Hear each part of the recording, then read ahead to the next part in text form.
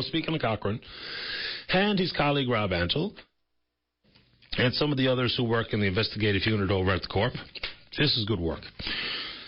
This story here. So we've already had discussions this week about the $48 million in the past 3 years spent on legal fees by Nalcor. Of course, they have big projects on the go, and there's always going to be legal work required. And then there's conversation and discussion about who these law firms are that get the work and how much they've donated to the Tories and why we're using these firms in Quebec. And it's an important conversation. Then, of course, we talk about what has been a Canadian story, in particular, the Charbonneau Commission, looking into the construction industry and the level of corruption in that province. When Nalcor hired SNC-Lavalin, many people just shook their head and thought, can we not do better than a company that is absolutely an international disgrace? There's been senior ranking members of that company who have left their offices in handcuffs. There is continued investigation into the level of bribery and fixed and rigged bids, and that includes some of the smaller contracting companies that we've used at Muskrat Falls. So the lads have investigated, and they've identified this company, Opron Construction. This is awful. And what it really means at the end of the day, and involvement of this company with Nalcor in our province and the allegations of corruption, remains to be seen. Opron Construction, they were brought on site to build 9 different buildings for a variety of different uses. Now, the 9 buildings are up, built, and in use right at the moment. We don't know what it cost and what the value of the contract was because Nalcor won't tell us, as if there's any proprietary information associated with it, because there's not, right? You're banging up a building. That's it. There's no commercial sensitivities. How come we can't find out how much that contract is worth? There's no good answer to that. So this Opron Construction, they've already left a financial mess in their wake. There's a dozen or more lawsuits facing that company here, subcontractors that worked for them that haven't been paid to the tune of around $8 million or so in outstanding invoices. Okay. That's not great to begin with, and this kind of stuff happens a fair amount in the world of business, but this is not good. Then when they look deeper into who Opron Construction is, they're a company that is the majority shareholder is this fellow named Giuseppe Borsellino. Big Joey B. I just made that up. That's not his nickname. Joe Borsellino. Okay. Borsellino appeared in front of the Charbonneau Commission looking into the corruption that is the Quebec-based construction industry. He was part of rigging bids for Montreal Municipal Works. He's one of those guys that thought that the way to do business in this world was from the movies. $50,000 for the staff at the Montreal Municipal Works and their wives to go wherever the hell they sent them.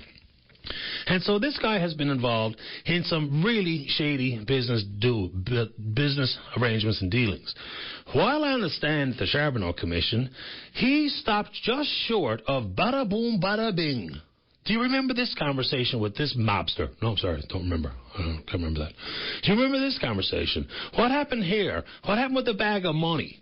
All of these things which are absolutely, as plain as the nose on your face, corrupt behavior. And this guy's the majority shareholder in this Opron Construction, who, as I said, just left the province after completing the work, being sued by at least a dozen crew. Well, a dozen lawsuits. I don't know how many companies. So, what's going on here? And this Borsellino character, apparently now this is a fairly loose association to make for someone, but here he was also in attendance at the Vito Rizzuto, who everybody knows who Rizzuto is, Vito Rizzuto's son's wedding. And there's Big Joey B at the wedding. And we know that, no one's been able to say that he's a gangster or absolutely firmly linked with the mob. But, when it walks like Giuseppe Borsellino and talks like Giuseppe Borsellino, he's probably what you think is Giuseppe Borsellino. So it's good work by the lads to dig into that. And now what that really means and what level of corruption has been any part of the Muskrat Falls project, we don't know, mostly because we don't know what the hell is going on day to day. We don't know what's going on with the contracts, how they were awarded. Gilbert Bennett, the VP at Nalcor, he will say that they follow best practices. You know, the perception of how you conduct your business is always going to be how people think is the reality. If we've been willing to get in bed with the S&C Lavalins and the Operon Constructions and the like, companies and figures involved with these companies who absolutely have had fingers of blame and allegations of corruption pointed directly at them. And here we are in business with these people. It's just so unnecessary. Does that mean that anyone's bribed anybody in this province? No, it doesn't mean that. And I'm not saying that. But that's what people will automatically go down that road. Like, what's going on? And imagine, we can't find out the value of the contract. You know, they weren't building the space station. You know, it's not another Earth project living in some pod. It's not high tech. They banged up a building for a gym, and they banged one up to house the fire trucks and stuff, something like that. You know, it should be pretty fundamental, and it's not good. On that front, lots of rackets all the time about Muskrat and the water management agreement, and Mr. Bennett was called to testify under oath about something. And it's got to be the water management agreement, even though now, of course, says, and the Minister, Derek Daly, says, it's not that. It's more about the renewal of the Upper Churchill contract, but a lot of that has to do with water.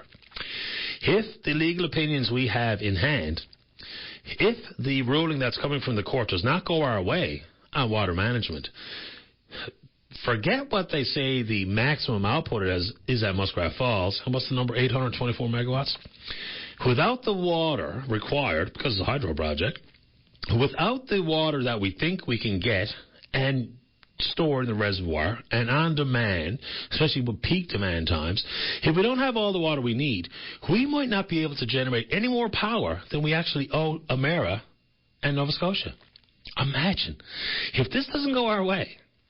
Now, Nalcor says they've got it all figured out and the legal opinions are clear, but yet the final ruling is not in. If the water management agreement does not go our way, we will only be able to generate enough power to supply our commitment to Nova Scotia and Emera.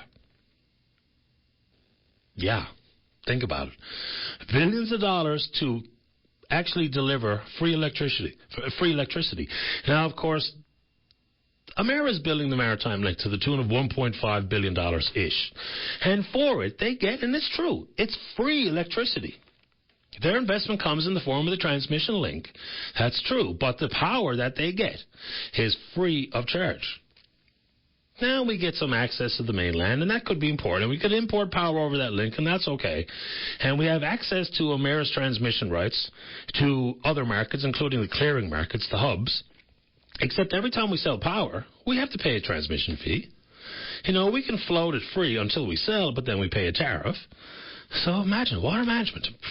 We might be able to only hold up our end of the bargain to give them free electricity. It's something else.